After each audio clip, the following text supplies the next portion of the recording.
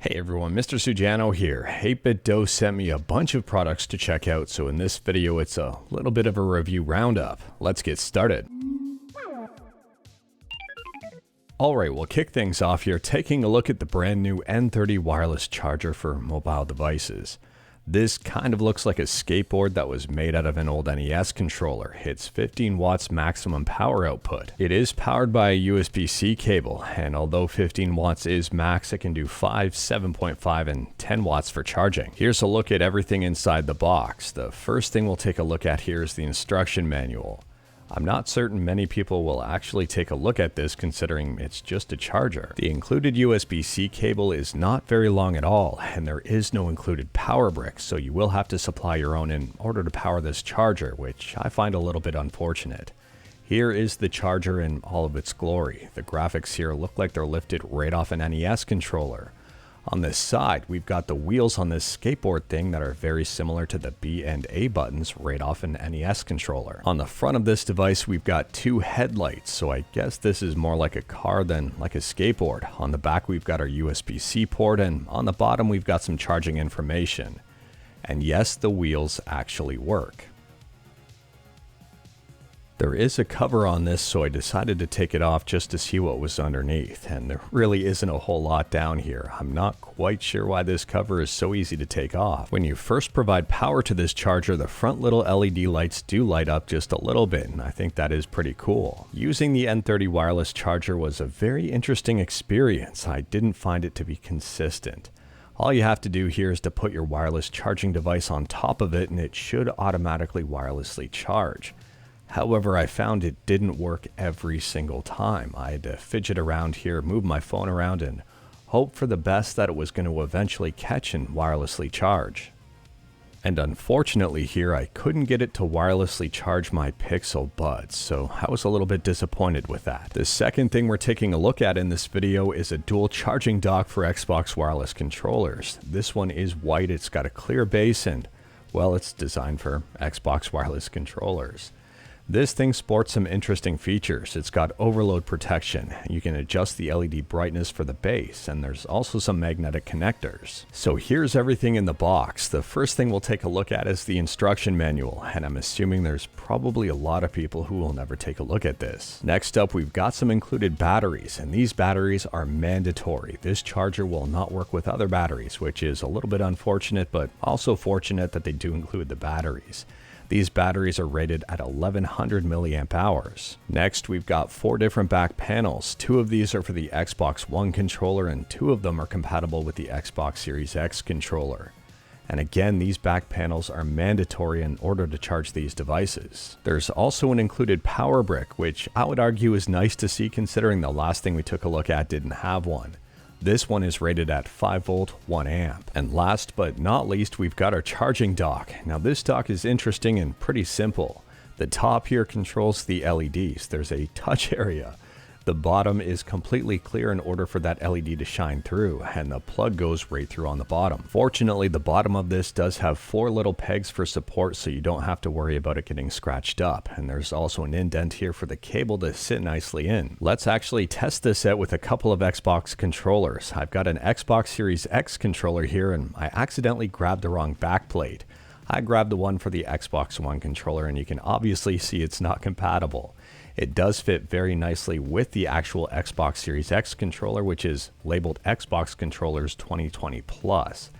Now, unfortunately here it is white and it doesn't match the controller, but this is a special edition controller. And here is an Xbox One controller. It's worth pointing out that the batteries are completely the same. If they fit in the Xbox One controller, they'll fit in the Xbox Series X controller, and they actually fit in pretty nicely. The back panels also fit very nicely on the Xbox One controller, so that is a huge thumbs up. Here's the dock with both controllers on it, and I'll shut some lights off so you can actually see those LEDs in action. The LEDs on this one are a yellowy orange. You can easily adjust the brightness of the LEDs with a touch button on the top. You can turn the brightness up, you can turn the brightness down, but you cannot turn the brightness off. Aside from looking cool, I'd argue the main benefit of the LED light is to let you know whether or not your controller is plugged in correctly and charging. As soon as you plug your controller in correctly, the LED light underneath it will light up.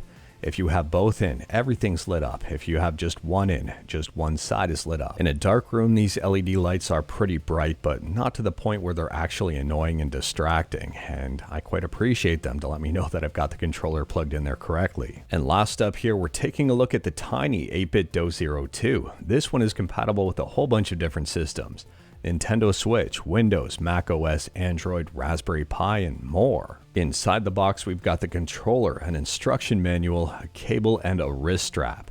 The cable on this one is a micro USB, which is a little bit disappointing, and it's very short. The wrist strap on this one is a stretchy, rubbery material. I'd argue that the instruction manual on this one is very handy, considering this controller is compatible with a whole bunch of different systems, and there are some button combinations to put it into different modes. And last up here, we've got the 8bitdo 02. And this thing is absolutely tiny. This little controller fits right into the palm of my hand, and I don't want to say it feels like a cheap little toy. It doesn't actually feel cheap, which is surprising. On the bottom of this, there's an LED to let you know what mode it's in. And on the top, we've got our micro USB port and L and R buttons. On the back of this device, I really appreciate the fact that they printed the button combinations on it. You can use the back just as a reference here to put this in different modes, which I think is really smart. In terms of comfort, I think it's no surprise here that this device is not comfortable at all to use. It is way too small for my hands. The triggers are extremely awkward. However, the D-pad doesn't feel cheap. The buttons on this one don't feel cheap. This controller, despite its size, does not feel cheap. Pairing this controller to my phone was simple and straightforward. I turned it on in X input mode and my phone automatically recognized it as an 8bitdo 02. It is worth pointing out that this controller has a Nintendo layout, so you've got B, A, X, and Y kind of reversed from each other. If you don't configure your controller when you're playing a game, your button inputs might be incorrect. The D-pad does register as a joystick. It is worth pointing out though, although the D-pad is accurate, your actions in game might not be. My thumb was a little bit too fat for this D-pad and I was getting a lot of incorrect inputs. It wasn't the D-pad's fault, it was my thumb's fault. So let's get into what I liked, what I didn't like, and whether or not I'd recommend each of these products. And we'll start out here with the 8bitdo N30 Wireless Charger. What I liked about it, it's got 15 watts available for wireless charging.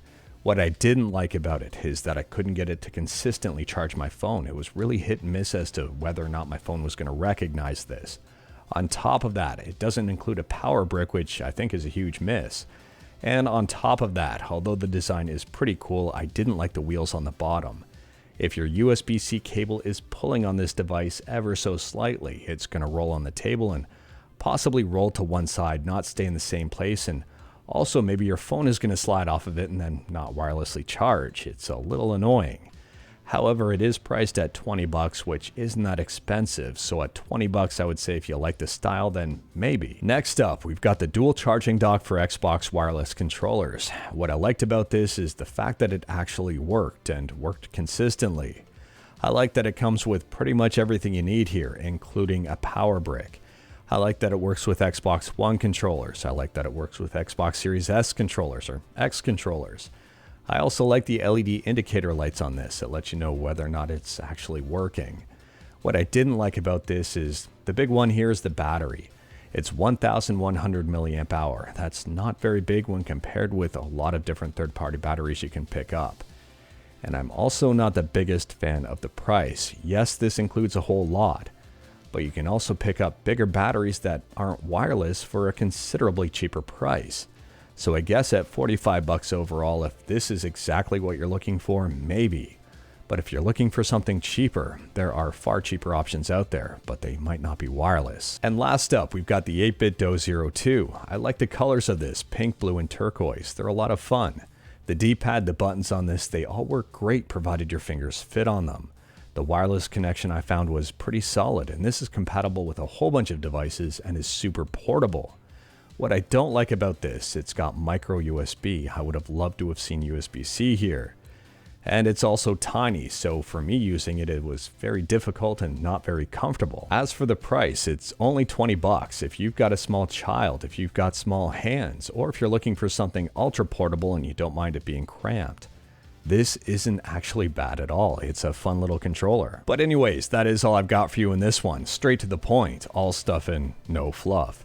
Huge shoutouts to 8bitdo for providing these for a fair and honest review. Let me know your thoughts about the N30 Charger, the wireless Xbox charging dock, and the Zero 2 in the comments below. If you like this video, leave a like. If you didn't like this video, leave a like. Hit that subscribe button, check out my other videos. Don't tempt fate, save your state.